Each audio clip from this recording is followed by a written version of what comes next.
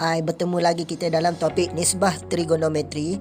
Trigonometri adalah pembelajaran berkaitan dengan sudut, segitiga dan juga fungsi trigonometri. Sebelum tu, sejarah trigonometri. Apa yang dikaitkan dengan trigonometri? Perkataan trigonometri datang daripada tamadun Greek yang bermaksud trigonon adalah segitiga, metria adalah ukuran, trigonometri bermaksud pengukuran segitiga. Okey. Asal usul trigonometri adalah berasal daripada kerajaan kuno Mesir dahulu dan juga kerajaan Mesopotamia di Babylon, dan ianya bermula pada 3000 tahun sebelum Masihi lagi. Hipparchus digelar sebagai bapa trigonometri. Beliau merupakan seorang ahli astronomi dan matematik daripada kerajaan Greek dahulu yang lahir pada 190 hingga 120 sebelum Masihi. Pada tahun 476 hingga 529 Masihi, Aryabhata merupakan ahli matematik di kerajaan India dahulu. Beliau mengkaji tentang kosinus dan juga sinus pada trigonometri. Seterusnya, Muhammad ibnu Musa al-Khawarizmi. Pada tahun 780 hingga 850 Masihi di kerajaan Islam dahulu, beliau merupakan ahli matematik Islam yang mengkaji tentang tangen pada trigonometri. Kemudian, Abu al-Wafal Buzjani pada tahun 940 hingga 988 Masihi, beliau merupakan salah seorang ahli matematik Islam yang mengkaji tentang secant, kotangen dan juga cosec pada trigonometri. Begitulah sedikit daripada sejarah trigonometri. Kemudian kita akan ke topik seterusnya, iaitu hubungan antara sinus, cosinus, tangen dan juga trigonometri. Segitiga tegak, setiap sisinya mempunyai nama tersendiri, di mana setentang berada bertentangan dengan sudut tirus, iaitu yang menghadap dengan sudut tirus, di mana hipotenus pula menghadap dengan sudut 90 darjah. Sebelahan pula berada pada sisi di antara sudut 90 hingga sudut tirus.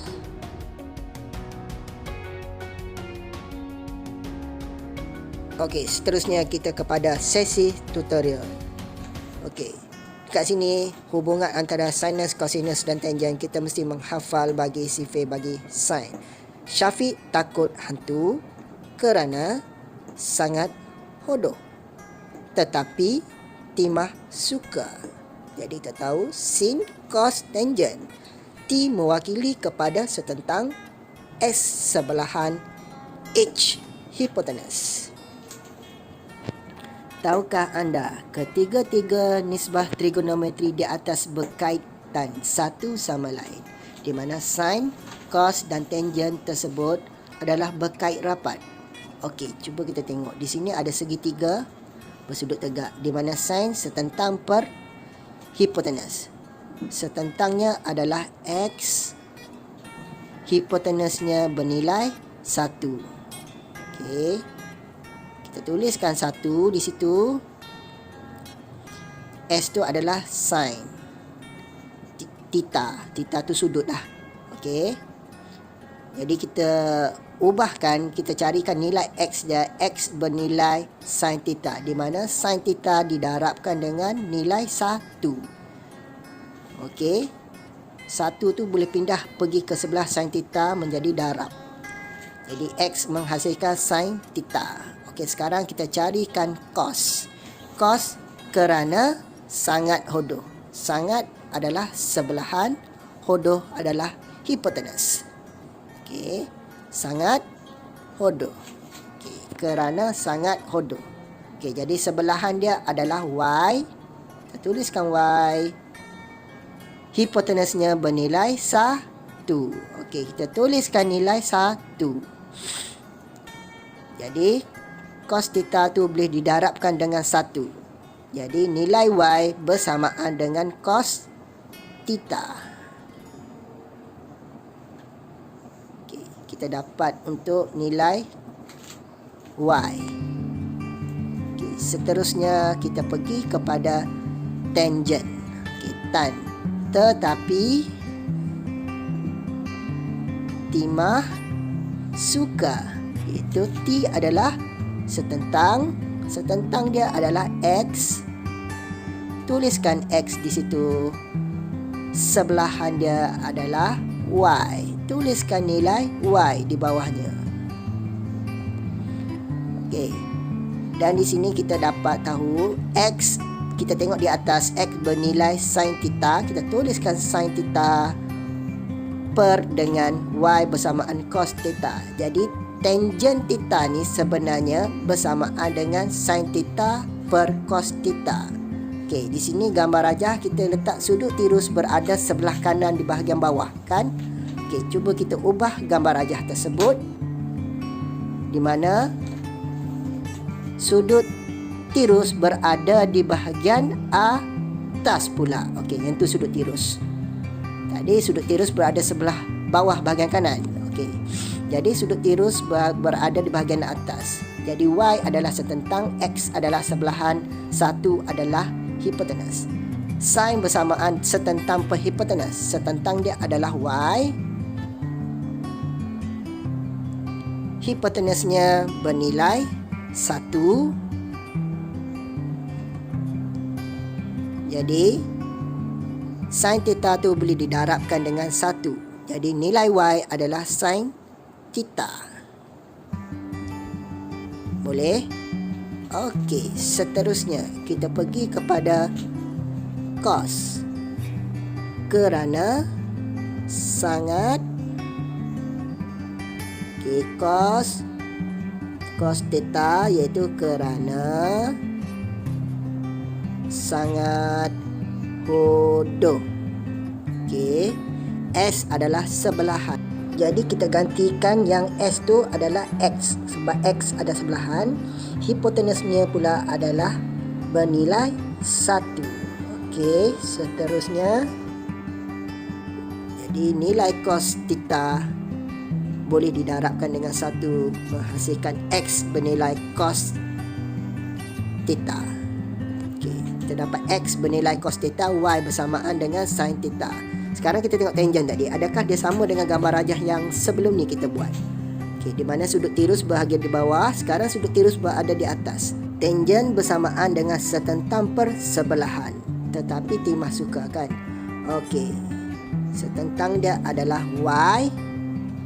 Sebelahan dia adalah X. Okey, kita tuliskan setentang Y, sebelahan dia adalah X. Jadi kita tengok nilai Y tadi bernilai sin theta. Kita tuliskan nilai sin theta. X pula bernilai cos theta.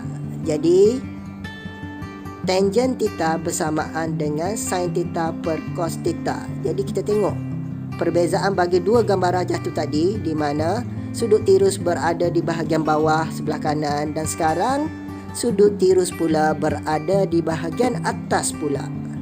Okey, di mana ianya tetap menghasil tangent bersama sin theta per cos theta. Okey, sekarang kita tengok soalan. Jika nilai sin theta adalah 0.6, cos theta bersamaan 0.8, hitungkan nilai tangent. Kita dapat tadi tangent theta bersamaan dengan sin theta per dengan cos theta. Okey, kita dah dapat formula dia. Jadi kita tengok sin theta dia bernilai berapa yang diberi di atas. Okey, sin theta bernilai 0.6. Kita tuliskan 0.6 per dengan cos theta. Cos theta-nya bernilai 0.8. Okey, kita tuliskan nilai 0.8. Lalu kita tekankan kalkulator. 0.6 bahagi 0.8, ianya akan menghasilkan nilai 0.75. Okey, 0.75. Soalan seterusnya, jika nilai sin theta diberi nilai 3/8, nilai tangent pula 3 per punca kuasa 2, 55. Hitungkan nilai cos theta. Jadi kita tuliskan balik formula tangent theta bersamaan dengan sin theta per dengan cos theta. Sama macam soalan tadi. Okey, jadi kita masukkan nilai apa yang dia bagi kat situ. Okey, kita tengok. Tangent dia bagi 3 per punca kuasa 2, 55. Tuliskan nilai itu tersebut. Okey.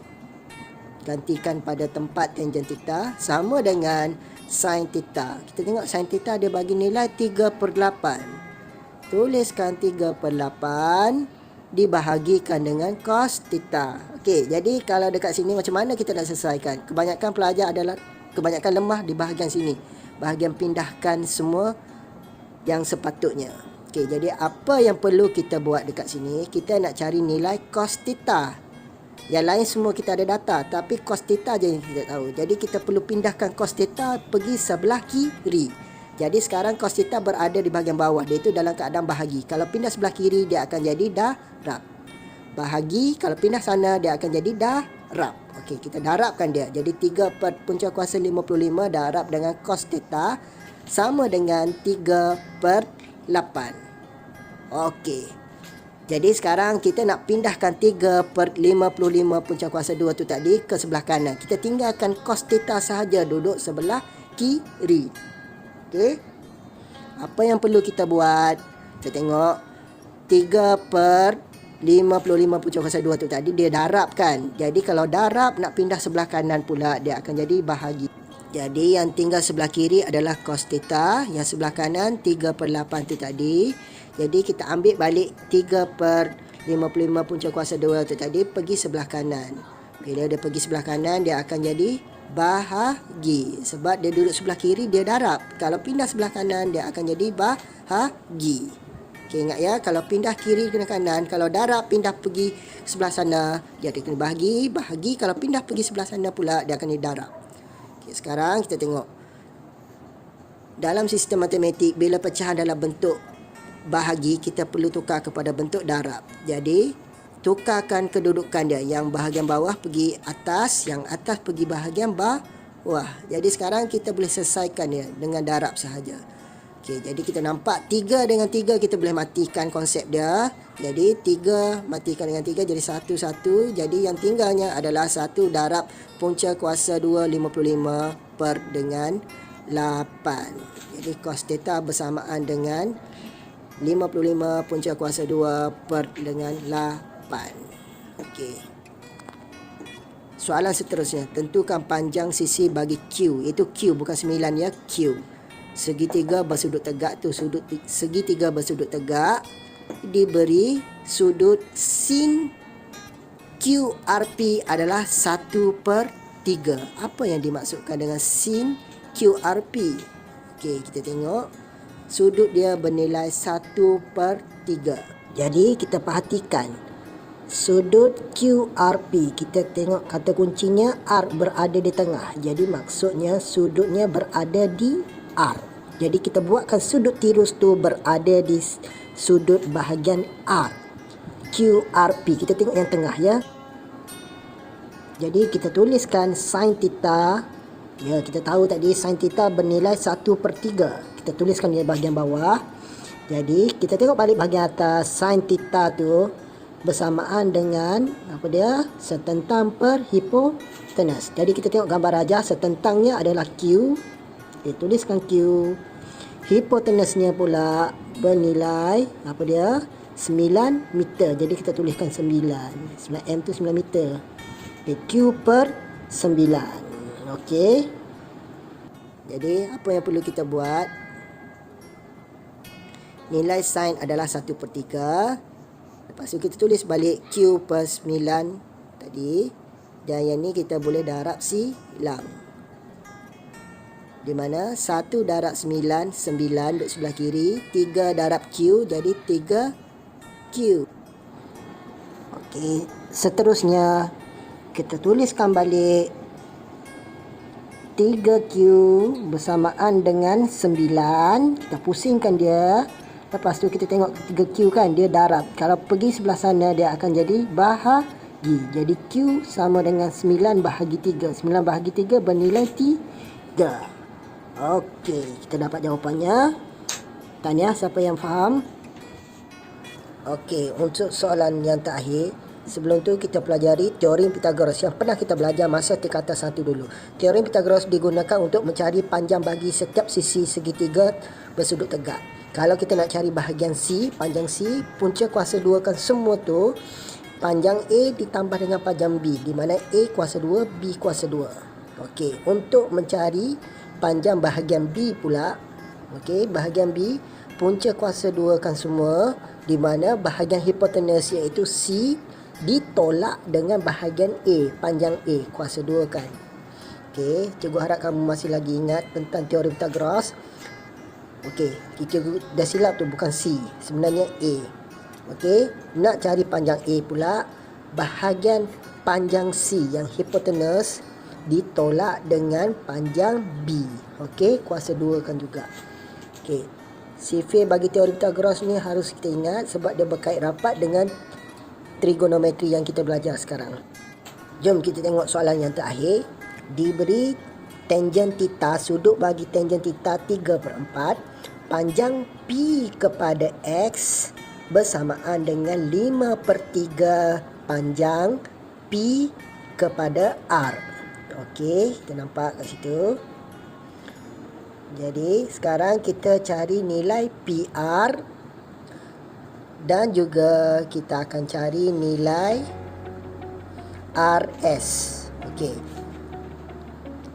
Sekarang kita ada tangent theta bersamaan dengan 3/4. Okey. Tangent dia tu, theta dia, sudut tirusnya berada di bahagian atas sekali tu. Jadi dekat situ kita tahu tangent bersamaan dengan setentang bahagi dengan sebelahan. Jadi kita tengok segitiga bagi PQR tu. Setentangnya berada di mana? Setentangnya adalah panjang Q ke R, iaitu 9. Okey, kita tulis 9 dulu. Okey, 9 cm. Tak perlu tulis sebenarnya 9 cm tu, tulis 9 sahaja. Lepas tu sebelahan dia pula adalah panjang bagi PQ, sebelahan. Okey, kita dah dapat. Okey, sekarang kita tahu tangent dia bersamaan dengan 3/4. Jadi kita nampak daripada 9 cm kepada 3 cm. Rasa-rasanya macam mana boleh jadi 3 cm? Itu sebenarnya kita dah kecilkan dia punya pecahan. Jadi bermaksud 3 darab 3 lah untuk menghasilkan 9 cm. Jadi kalau PQ tu pula 4 darab dengan apa? Mestilah darab dengan 3 juga untuk menghasilkan nilai yang sebenar dia. Okey, jadi panjang PQ adalah 12, di mana 4 darab 3. Jadi kita dapat panjang PQ iaitu 12 cm. Jadi kita tulis dulu dekat situ. Okey, 12 cm. Okey, kita dah dapat 12. Sekarang soalan dia minta cari PR. Okey, kita dah dapat panjang PQ, panjang QR kita ada. Jadi untuk carikan PR, kita boleh gunakan teorem Pythagoras yang cikgu tunjukkan tadi. Okey. Untuk carikan nilai PR, teorem Pythagoras yang dipakai adalah di mana kita nak cari bahagian hipotenus. Bila kita nak cari hipotenus, bahagian A dan B ditambah. Okey, 12 kuasa 2 ditambahkan dengan 9 kuasa 2, dan kesemuanya adalah dipuncakan kuasanya, punca kuasa 2. Jadi kat sini kita tekan kalkulator. Okey, kita tuliskan punca kuasa 2. Kita sesam bahagian dalaman dulu. 12 kuasa 2 bersamaan 144. 9 kuasa 2 bersamaan 81. Jadi 144 tambah 81 bersamaan 225. Punca kuasa 2 tu jangan lupa ya, jangan tertinggal. Jadi panjang PR bersamaan dengan, tekan kalkulator. Okey, di mana kita tekan butang punca kuasa 2, masukkan nilai 225 dan ia akan menghasilkan 15. Jadi kita dah dapat panjang untuk PR adalah 15. Jadi kita tuliskan nilai panjang PR itu adalah 15. Okey, jadi soalan terakhir kita kena cari RS pula. Sekarang kita dah dapat P kepada R panjang. RS kita tak tahu. Okey, tengok apa yang perlu kita buat. Kita cuba tuliskan balik. Okey, di mana PS sama dengan 5/3 PR. Dan persamaan dia bagi di atas. Jadi kita dah dapat nilai PR tadi adalah 15. Jadi bila kita dah dapat PR, nilai PS kita dapatlah 5/3. Letakkan nilai P kepada R tu adalah 15. Jadi letak sebelah dia tu bermaksud dia darab. 5/3 darab 15. Jadi macam biasa, guna kalkulator darabkan dia. Bahagian 3 bawah tu boleh dimatikan dengan 15. Jadi 5, dan 5 kali 5 menghasilkan 25 cm. Jadi kita dah dapat panjang bagi P kepada S adalah 25 cm. Okey, kita dapat 25 cm. Sekarang langkah terakhir kita nak cari nilai RS. Kita lukis dulu segitiga tegak kita tu. P R S. Okey, di mana P kepada R adalah 15, P kepada S adalah 25. Jadi sekarang kita nak cari RS. Ingat balik teori Pythagoras, kalau kita nak cari bahagian yang bukan hipotenus, kita ambil nilai hipotenus tolak dengan bahagian yang ada tu. Okey. Hipotenus tu C, bahagian C. Jadi untuk carikan RS, kita tuliskan nilai RS sama dengan, okey, punca kuasa semua sekali, ambil hipotenus, panjang hipotenus tu yang bahagian C 25 kuasa 2 tolak dengan 15 kuasa 2. Okey, ingat kalau kita nak cari hipotenus kita tambah, tapi kalau kita nak cari bahagian A atau B, kita ambil hipotenus tolak semua, tolak yang bahagian tepi-tepi dia. Ingat formula dia tadi. Jadi 25 kuasa 2 adalah 625. 15 kuasa 2 bersamaan 225. Okey. Dan ia akan menghasilkan 20 cm. Tekan kalkulator. Jadi kita tahu trigonometri adalah berkait rapat dengan teori Pythagoras yang kita belajar semasa di tingkatan 1. Ya, kita sampai kepada penghujungnya. Kita akan berjumpa pada sesi yang akan datang. Terima kasih. Sekian. Ciao, ciao. Yeah.